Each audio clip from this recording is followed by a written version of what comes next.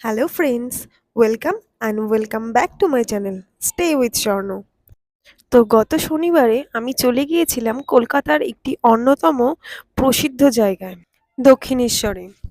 এই মন্দিরটি কলকাতার উত্তর চব্বিশ পরগনা জেলার মেট্রোপলিটন এলাকায় অবস্থিত।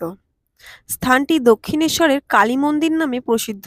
এই মন্দিরে মা ভবতারিণীর বাস। মেট্রো থেকে নেমে মন্দিরের পথে যাওয়ার সময় এই রেলের টিকিট কাউন্টারটি অনেকটা দক্ষিণেশ্বরের মন্দির। এই ফ্লাইওভারটি খুব পুরনো নয়। এরপর আমরা এই ফ্লাইওভার দিয়েই হাঁটতে থাকি।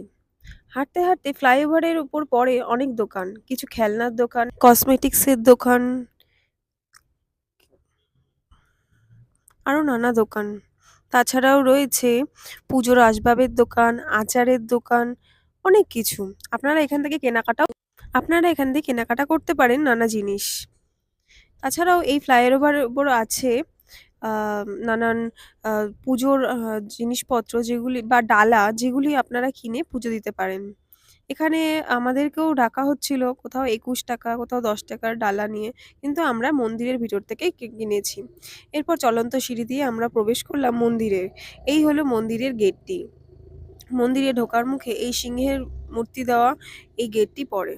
ঢোকার চারিদিকটা ঘুরে যেন মনে একটা আলাদাই শান্তি চলে এলো। বিশেষ করে মায়ের সামনে যখন মায়ের মুখটা দেখলাম, মনের মধ্যে যেন একটা আলাদাই অনুভূতি তৈরি হলো। তারপর এই বাড়ি ব্রিজ, এখান থেকে গঙ্গা দেখার অনুভূতিটাও অন্যরকম। মায়ের পুজো দেওয়ার পর আমরা এই ব্রিজে উঠে একটু গঙ্গা দেখে তারপর বাড়ি ফেরার দিকে রওনা দিলাম।